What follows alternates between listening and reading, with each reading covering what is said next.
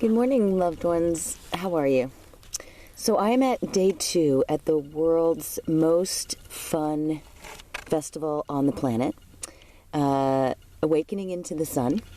And I just had this thought this morning, how much it might be helpful for us to consider the idea that wherever you are, that's where the happiness and the satisfaction and the gratitude starts, from the inside out.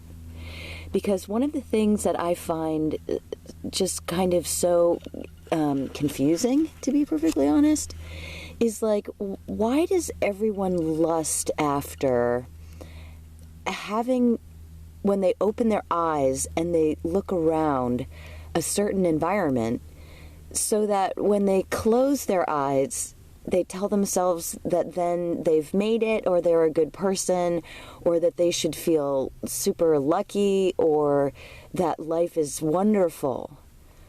And then they take that, and then they chase after that. So it is first thing in the morning, so maybe that didn't make sense. So let me just talk about the concrete. So what I'm doing right now is I'm sharing with you the palace of what it's like to wake up after having an amazingly good night's sleep in the truck. And I literally slept like a baby and feel fantastic. And it was like sleeping in heaven.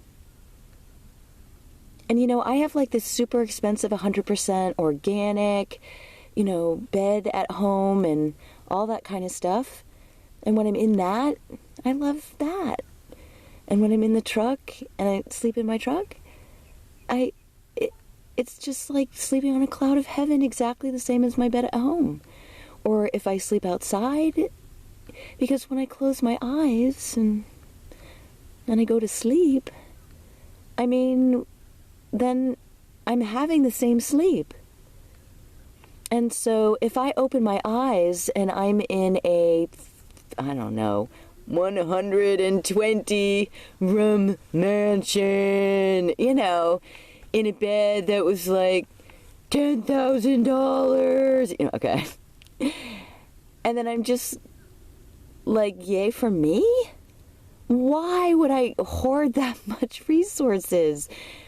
When it comes down to it, the person in that 120 room mansion in the $10,000 bed is probably, my guess is, not having as satisfied, as restorative, as juicy a sleep as I just had here in the truck. So why do we care about what kind of car we drive? Why do we care about the label on our clothes, which was basically almost all of our clothes are just made from what is now literally slave labor, using chemicals and processes that literally destroy the home that survives, that helps us survive, that is what gives us life.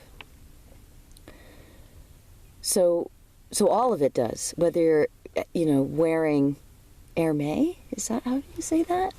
Or you're wearing, you know, anything that you didn't kill or grow. You know, American Apparel or something like that. So no matter what you paid for your clothes, most likely it was an abomination to nature. No matter if you're in that 120 room house in a $10 million bed, or you're sleeping in the truck, or you're sleeping in a tent, can we organize our value system? Number one.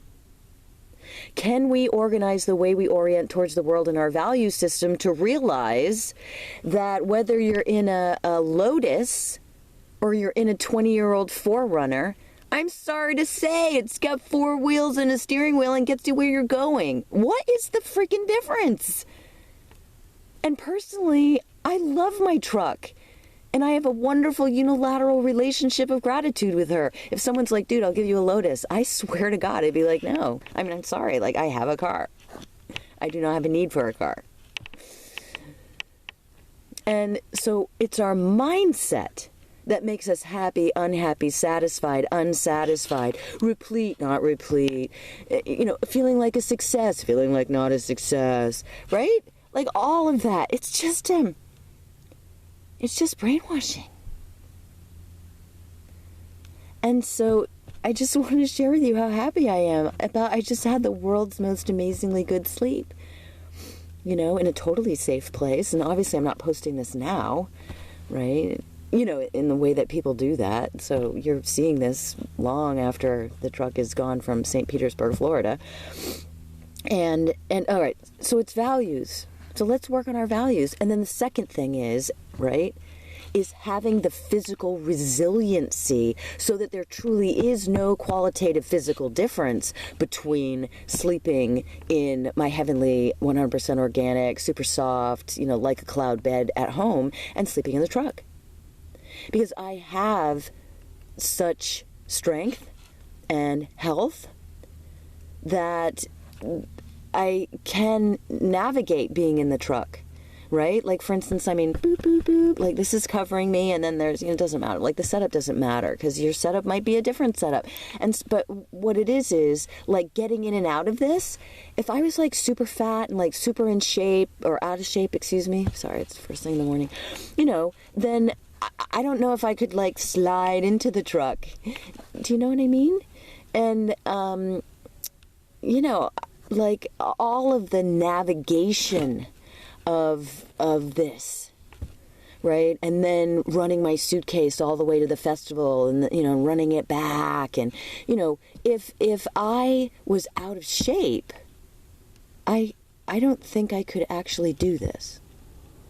So one, I'm thinking about you, loved ones, because I would love for you to be able to have literally the exact same qualitative experience of joy and pleasure and fulfillment, whether you're at home in a wonderful, safe bed that I hope you feel so much gratitude because there's millions and millions of people all throughout the world who don't even have that. And do you have the value system and the flexibility in your mind that if you do end up not having a home anymore, if you do end up not having a bed anymore, can you still be 100% yourself and 100% satisfied and 100% fulfilled?